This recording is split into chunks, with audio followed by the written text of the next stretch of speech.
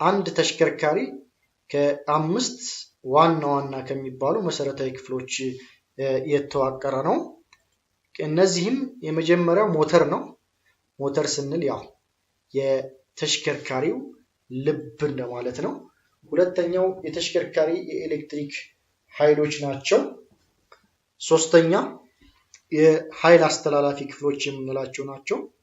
አራተኛ ቻሲስ ወይንም ተሸካሚ፣ ሞተር ተሸካሚ፣ ቦዲ ተሸካሚ የምንለው የተሽከርካሪ ክፍል ነው።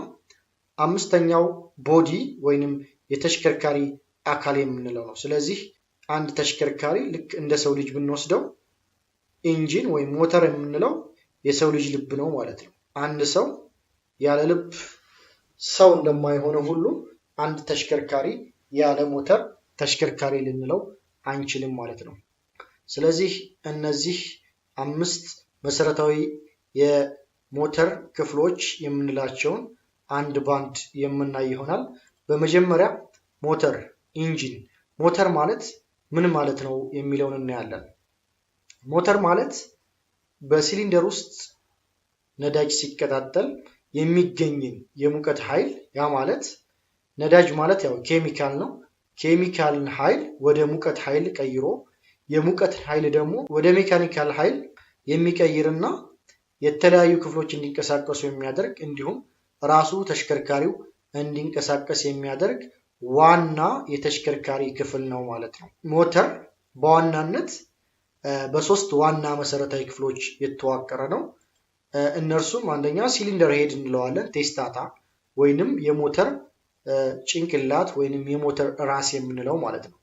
ሁለተኛው ሲሊንደር ብሎክ ነው፣ ማኖ ብሎክ እንለዋለን፣ መካከለኛው የሞተር ክፍል ማለት ነው።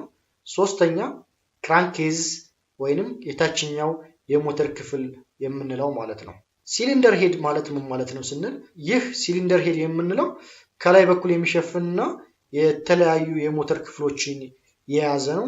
የመጀመሪያው አስወጪና አስገቢ ቫልቮችን፣ እነዚህ የቫልቭ መሰረታዊ ክፍሎች የምንላቸው ጋይድ፣ ቫልቭ ስፕሪንግ፣ ቫልቭ ከቨርን የያዘ ነው። ሌላው አየር አስገቢ፣ ጭስ አስወጪ ማኒፎልዶችንም የያዘ ነው። ካርቡሬተርን የያዘ ነው።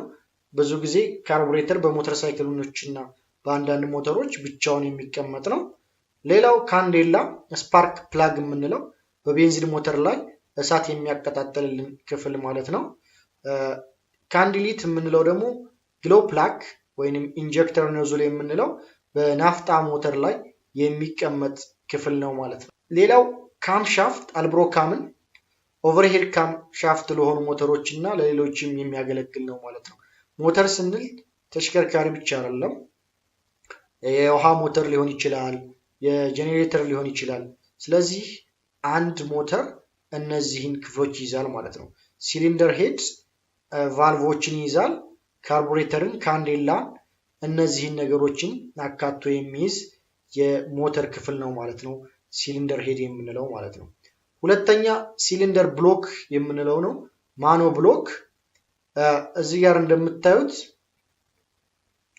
ክፍት የሆነ ጣሳ የሚመስል ቅርጽ ያለው ነው ሲሊንደር የምንለው ማለት ነው። ይህ ባለ 4 ሲሊንደር የምንለው ነው። እዚህ ጋር ደግሞ በሞተር ሳይክሎች ላይ የምታገኟቸው ባለ 1 ሲሊንደር ብሎክ ወይም ማኖ ብሎክ የምንለው ነው ማለት ነው። ይህ ሲሊንደር ብሎክ ማለት በመካከለኛው የሞተር ክፍል የሚገኝ ሲሆን የተወሰኑ እነዚህ የምታዩቸውን የሞተር ክፍሎችን የያዘ ነው ማለት ነው። የመጀመሪያው ሲሊንደር ነው። ሲሊንደር ራሱ ይሄ ክፍቱ ልክ እንደ ጣሳ ክፍት የሆነው ክፍል ማለት ነው ሲሊንደር የምንለው። ሁለተኛ ፒስተን ይይዛል። ፒስተን ማለት ደግሞ እዚህ ጋር እንደምታዩት የሚገባው የሚወጣው ወደታች ወደ ላይ የሚለው ማለት ነው። በሁለቱም ላይ ወደታች ወደ ላይ የሚገባው አካል ፒስተን እንለዋለን እና የፒስተን መሰረታዊ ክፍሎችን ይይዛል ማለት ነው። እነዚህም ኮኔክቲንግ ሮድ የምንለው ይሄ እዚህ ጋር ፒስተን ጋር የተያያዘው ማለት ነው። ሌላው ፒስተን ፒን የምንለው ነው። እዚህ ጋር የምታዩት ክቧ ነገር ናት ፒን የምትባለው።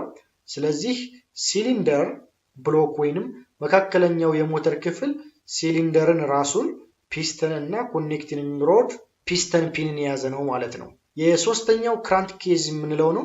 ይህ ክራንኬዝ የምንለው ከሲሊንደር ብሎክ ከታችኛው ክፍል ላይ አንስቶና ሶቶ ኮፕ ወይንም ኦይል ፓን የምንለውን በአንድ ላይ ክራንኬዝ በማለት እንጠራዋለን ማለት ነው። ይህ ክራንኬዝ የተወሰኑ የሞተር ክፍሎችን የያዘ ነው። እነዚህ ምንድናቸው? አንደኛው ክራንክ ሻፍት ወይንም ኮሎ የምንለው ነው።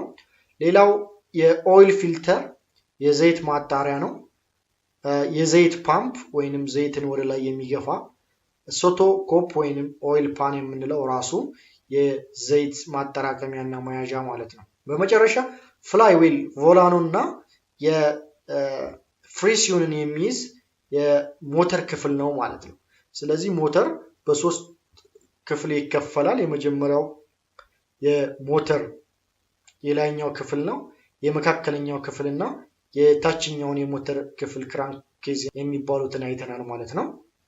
በመቀጠል የሞተር ዋና ዋና ክፍሎችና ተግባራቸውን የሚለውን የምናይ ይሆናል ማለት ነው። ሞተር የመጀመሪያው ዋና ክፍል የምንለው ሲሊንደር ነው። ሲሊንደር ውስጥ ይህ ጣሳ መሰል ቅርጽ የምንለው እዚህ ጋር እንደምታዩት ከላይና ከታች ክፍት የሆነ ነገር ነው። በውስጡ ነዳጅን በማቀጣጠል ወደ ሙቀት ኃይል ቀይሮ ያን የሙቀት ኃይል ወደ ሜካኒካል የሚቀይር ማለት ነው። እዚህ ጋር የምታዩት ሲሊንደሩ ላይ ነዳጅ ይገባል፣ እዚህ ጋር ነዳጅ ይቃጠላል። ስለዚህ እቺ ፒስተን ወደ ላይ ወደ ታች በማለት እንዲንቀሳቀስና የሞተሩ ኃይል የሞተሩ የመጀመሪያው እንቅስቃሴ እንዲፈጠር የሚያደርግ የሞተር ክፍል ነው ማለት ነው ሲሊንደር የምንለው። በመቀጠል ፒስተን ነው። ፒስተን በሲሊንደር ውስጥ ወደ ላይና ወደ ታች በመንቀሳቀስ አየርና ነዳጅን ስቦ በማስገባት ያስገባውን ነዳጅ ወይንም አየር አምቆ ኃይል እንዲፈጠር በማድረግ እና ጭስ ከሲሊንደር ውስጥ እንዲወጣ የሚያደርግ ክፍል ነው ማለት ነው። ስለዚህ ፒስተን የምንለው ይሄ ነው። ፒስተን በዋናነት እዚህ ጋር ፒስተን ሄድ የምንለው አለ፣ ሌሎችንም የያዘ ነው ማለት ነው። የመጀመሪያው ኮኔክቲንግ ሮድ የምንለው ቤላ የምንለው ነው። ፒስተን ላይ የምናገኘው የሞተር ክፍል ወይም የፒስተን አካል ማለት ነው። ሌላው ፒስተን ፒን ነው፣ ሁለተኛ ላይ የምናገኘው። በመጨረሻ ፒስተን ሪንግ የምንለው ነው። ፒስተን እነዚህ ሶስት ነገሮችን ያካተተ ነው ማለት ነው። ኮኔክቲንግ ሮድ፣ ፒስተን ፒን፣ ፒስተን ሪንግ ወይንም ፋሻ የምንለውን ማለት ነው። ፋሻ በሁለት ይከፈላሉ። ኮምፕሬሽን ሪንግ የምንለው በላይኛው የፒስተን ክፍል የሚገጠም ነው። ሁለተኛው ደግሞ ኦይል ሪንግ የምንለው ነው፣ በታችኛው የፒስተን ክፍል የሚገጠም ነው። ፒስተን የያዛቸው የሞተር ክፍሎችን አይተናል። የመጀመሪያው ፒስተን ፒን ነው። ፒስተንንና ኮኔክቲንግ ሮድን ወይንም ቤላን የሚያገናኝ ክፍል ነው ማለት ነው። ፒስተን ፒን የምንለው ይህን ጥቅም ይዟል ማለት ነው። ሌላው ኮኔክቲንግ ሮድ ወይንም ቤላ የምንለው ነው። ይህ አገናኝ ዘንግ የምንለው ፒስተንንና ክራንክሻፍት ኮሎ የምንለውን የሚያገናኝ ክፍል ነው ማለት ነው። ሌላው ፒስተን ሪንግ ነው። ፋሻዎች ብለን ያየናቸው በሁለት የከፈልናቸው። የመጀመሪያው ኮምፕሬሽን ሪንግ ወይም የመቃ ፋሻ የምንለው በሲሊንደር እና በፒስተን መካከል ያለውን ክፍተት በመዝጋት በሲሊንደር ውስጥ ጥሩ ጉልበት እንዲኖረው የሚያደርግ የፒስተን አካል ነው ማለት ነው። ሁለተኛው ኦይል ሪንግ ወይንም የዘይት ቀለበት የዘይት ፋሻ የምንለው በሲሊንደር ግድግዳ ላይ ዘይትን ይቀባል። በሲሊንደር እና በፒስተን መካከል ደረቅ ሰበቃ እንዳይፈጠርና እንዳይፋፋቅ እንዲሁም ፒስተን እና ሲሊንደር ያላቸው ግንኙነት ስሙዝ እንዲሆን ለስላሳ እንዲሆን እና ኃይል እንዲኖረው የሚያደርግ ነው። በመጨረሻ ግን ይህ ፒስተን ወይንም ኦይል ሪንግ የምንለው ዘይት ከታች ከኦይል ፓኑ ወደ ፒስተኑ ወደ መቀጣጠያው አየርና ነዳጅ ወደሚቀጣጠልበት ስፍራ አልፎ እንዳይገባ የሚቆጣጠር ክፍል ነው ማለት ነው። ኮሎ የምንለው ይህ መሰረታዊ የሞተር ክፍል ነው። በቅርጽ ስናየው ወጣ ገባ ያለ ቅርጽ ያለውን ነው። ሙቀትን እንዲቋቋም ተደርጎ የተሰራ ነው። ቫልቮችን በተለያየ ጊዜ ወደ ላይና ወደ ታች የሚያንቀሳቅስ ነው ማለት ነው። ይህ ክራንክሻፍት ወይም ኮሎ የምንለው የፒስተንን የቀጥታ እንቅስቃሴ ወደ ክብ እንቅስቃሴ የሚለውጥ የሞተር ክፍል ነው ማለት ነው። ከፍ ዝቅ ሲል የነበረውን የፒስተን እንቅስቃሴ ወደ ክብ ቀይሮ ሞተር እንዲንቀሳቀስ የሚያደርግ ክፍል ነው ማለት ነው። እዚህ ጋር እንደምታዩት ገባ ወጣ ያለ ነው። እዚህ ጋር የፒስተን ቤላ የሚታሰርበት ነው። ኮኔክቲንግ ሮድ የሚባሉት ይሄ ባለ 4 ኮኔክቲንግ ሮድ ነው የምንለው። እዚህ ጋር እንደምታዩት ታስረውበታል። ስለዚህ እነዚህ ፒስተኖች ከፍ ዝቅ በሚሉበት ጊዜ ይህንኛው ክራንክ ሻፍት የምንለው ወደ ክብ ዙር ተቀይሮ ይሽከረከራል ማለት ነው። ያኔ ምን ያደርጋል ማለት ነው? የውሃ ፓምፕ እንዲሰራ ያደርጋል፣ ኮምፕረሰር እንዲሰራ ያደርጋል፣ ሞተሩ ራሱ እንዲዞር ያደርጋል። የመሬት ዘይት፣ ፋን፣ ካምሻፍት የላይኛው የሞተር ክፍል ተገናኝቶ ቫልቮች እንዲንቀሳቀሱ የሚያደርግ የሞተር ክፍል ነው ማለት ነው። ካምሻፍት አልብሮካም የምንለው እዚህ ጋር እንደምታዩት ይህ ነው ካምሻፍት የምንለው። ካምሻፍት ቫልቮች እንዲከፈቱና እንዲዘጉ የሚያደርግ ነው። ማለት ነዳጅ እንዲገባና እንዲሁም የተቃጠለ አየር እንዲወጣ የሚያደርግ የሞተር ክፍል ነው ማለት ነው። ካምሻፍት በክራንክ ሻፍት ጋር ተገናኝቶ ነው የሚዘጋና እንዲከፍት የሚሆነው ማለት ነው። የመጀመሪያው ይህ የምታዩት እዚህ ጋር ክራንክ ሻፍት የምንለው ወይንም ኮሎ የምንለው አካል ከዚህ ጋር ከካምሻፍት ጋር በጥርስ ይገናኛል። በጥርስ ከተገናኘ ይንቀሳቀሳል ማለት ነው። ሁለተኛው በቺንጋ አማካኝነት ይገናኛል። ሶስተኛ በካቴና አማካኝነት ይገናኛል ማለት ነው። በዚህ ግንኙነት ምክንያት ይህ ካምሻፍት የምንለው አካል ይሽከረከራል። ያኔ ቫልቭ ምን ያደርጋል ማለት ነው? አስገቢና አስወጪ ቫልቮችን እንዲከፈቱ እንዲዘጉ ያደርጋል። ስለዚህ የሞተር እንቅስቃሴ እንዲቀጥል ያደርጋል ማለት ነው። ሌላው የዘይት የነዳጅ ፓምፕ እንዲሰሩ ያደርጋል ማለት ነው። በቤንዚን ሞተር ላይ የዲስትሪቢዩተር ሻፍት እንዲሽከረከር ያደርጋል ማለት ነው። ሌላው ቫልቭ ነው። ቫልቭ እዚህ ጋር እንደምታዩት ሁለት ቫልቮች አሉ። በአንድ ሲሊንደር ላይ ወይንም በአንድ ፒስተን ላይ ሁለት ቫልቮች ይገጠማሉ። አንደኛው አስገቢ ቫልቭ የምንለው ነው። አየር ወይንም የአየርና የነዳጅ ቅልቅል የሚያስገባ ነው። ሁለተኛ ኤግዞስት ቫልቭ የምንለው ነው። የተቃጠለ ነዳጅን የሚያስወጣ ነው ማለት ነው።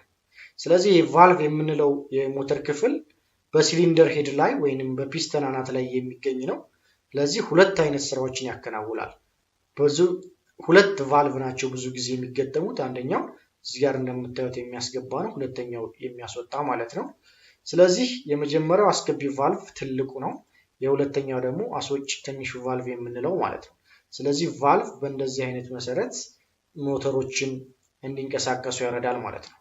በነገራችን ላይ ቫልቭ በጣም ትልቅ ጠቀሜታ ያለው ሞተር እንዲንቀሳቀስ የሚያደርግ መሰረታዊ ክፍል ነው። ይህ ቫልቭ ካልሰራ ወይም ከተበላሸ ሞተሩ ሙሉ በሙሉ አይሰራም። አንዳንዴ እንደውም የተወሰነ ብልሽት በሚያጋጥምበት ሰዓት የድምፅ ለውጥ ያመጣል። ቃቃቃቃቃ የሚል ድምፅ ያመጣል። ስለዚህ ቫልቭ በጣም ወሳኝ የተሽከርካሪ ጉልበት እንዲጨምር እንዲቀንስ ትልቅ ሚና የሚጫወቱ የሞተር ክፍሎች ናቸው ማለት ነው። ሌላው ፍላይ ዊል የምንለው ቮላኖ የምንለው ነው። ቮላኖ እዚህ ጋር እንደምታዩት ጥርስ ያለው ክብ ነገር ተሽከርካሪ ነገር ነው። ቮላኖ የምንለው ነገር በክራንክ ሻፍት ላይ በስተኋላ በኩል የሚገጠም እና 3 ተግባሮችን የሚያከናውልን ነው። በመጀመሪያ በኃይል ምት ጊዜ የሞተር ሚዛን ይጠብቃል። ሁለተኛ ዙሪያው ባሉ ጥርሶች አማካኝነት እዚህ ጋር ሞተሪኖ ነው የተገጠመው። ይህ ሞተሪኖ በኤሌክትሪክ የሚሰራ ነው። ይህ ሞተሪኖ በኤሌክትሪክ እንዲንቀሳቀስ ያደርጋል። ይህን ጥርስ ይመታል። ስለዚህ ሞተሩ እንዲነሳ እንዲሆን ያገለግላል ማለት ነው። ስለዚህ አንዱ የፍላይ ዊል የቮላኖ ጥቅም ምንድነው ማለት ነው? ሞተር በቀላሉ እንዲነሳ የሚያደርግ ነው ማለት ነው። ሶስተኛው በአንደኛው ገጽ በኩል ፍሬሲዮን የሚገጠምበት ክፍል ነው። ስለዚህ ፍሬሲዮን ደግሞ ማርሽ እንዲቀንስ እንዲጨምር የሚያደርግ የተሽከርካሪ ክፍል ነው ማለት ነው። በመጨረሻ የሞተር አይነቶችን እናይና የዛሬውን ትምህርት እዚህ ላይ እናቆማለን። ሞተር በዋናነት በሚጠቀመው ነዳጅ አማካኝነት በሁለት ይከፈላል። የመጀመሪያው የቤንዚን ሞተር የምንለው ነው። የሁለተኛው የናፍጣ ሞተር የምንለው ነው። ሌላው ሞተር በማቀዝቀዙ ዘዴ ራሱ በሁለት ይከፈላል። የመጀመሪያው በውሃ የሚቀዘቅዝ ሞተር የምንለው ነው። ሁለተኛው በአየር የሚቀዘቅዝ ሞተር። ሌላው ሞተር በፒስተን እንቅስቃሴ በሁለት ይከፈላል። የመጀመሪያው ባለ ሁለት ምት ሞተር እንቅስቃሴ ወይንም ምት እንቅስቃሴ የምንለው በማስገባትና በማስወጣት ብቻ የሚተገበር የሞተር አይነት ነው። ሌላው ባለ አራት ምት እንቅስቃሴ የምንለው ነው ሞተር ነው። ስለዚህ ሞተር በሚጠቀሙት ነዳጅ፣ በሚጠቀሙት የማቀዝቀዝ ዘዴ እንዲሁም በሚገጠሙት በፒስተን ምት እንቅስቃሴ ይከፈላሉ ማለት ነው። ባለ አራት ምት እንቅስቃሴ የሚባሉትን ሞተሮች የምናይ ይሆናል።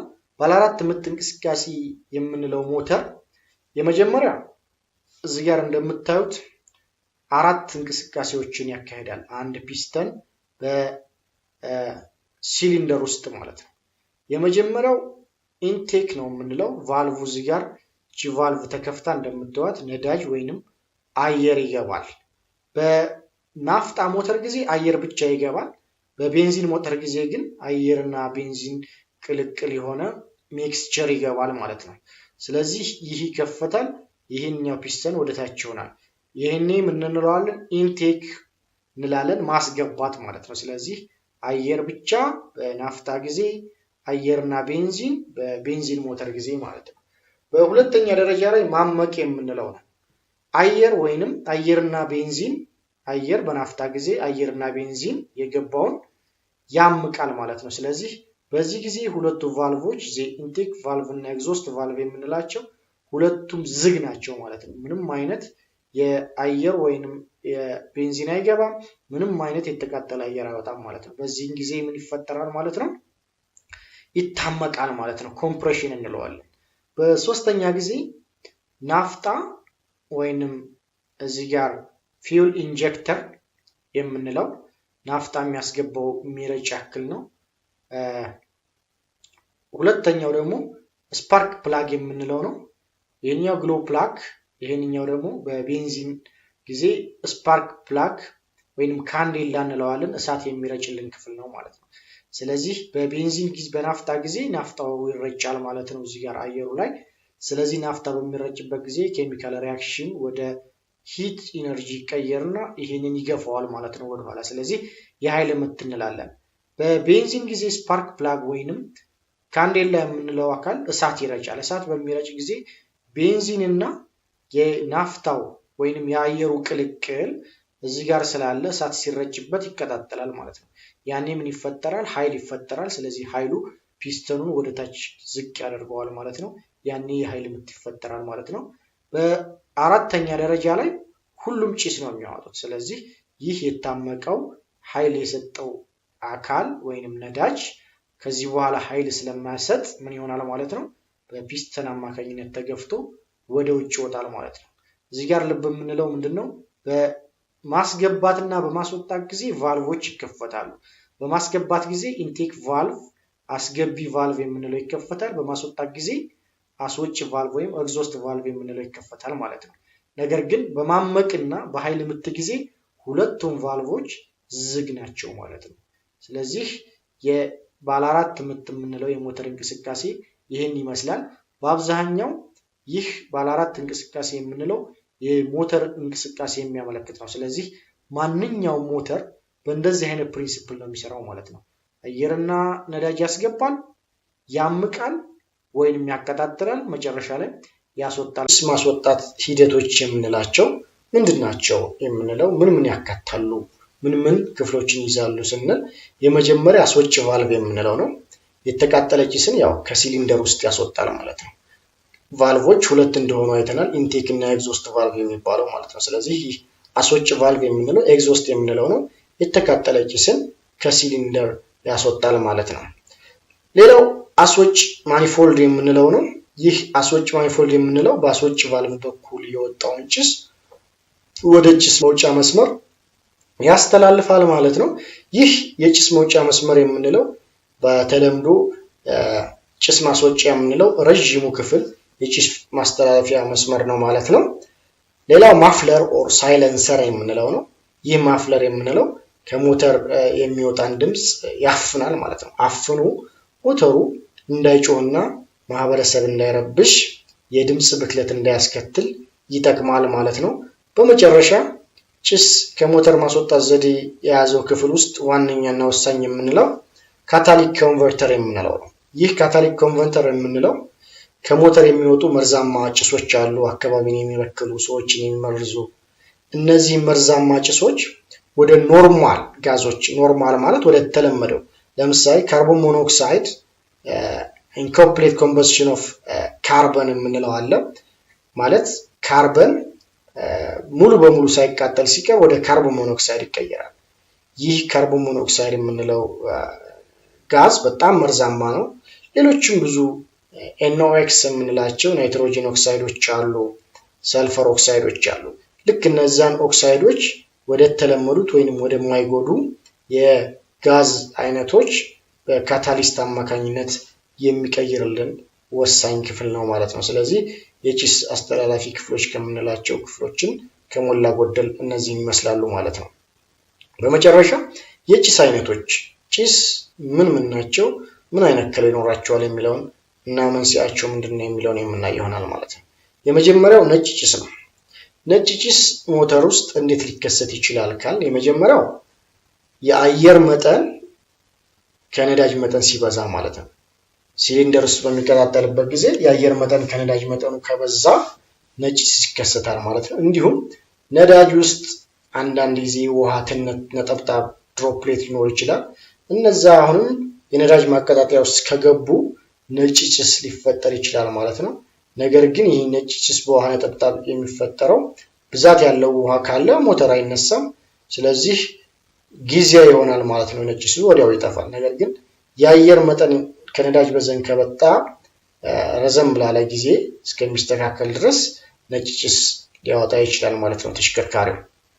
ሁለተኛው ሰማያዊ ጭስ የምንለው ነው።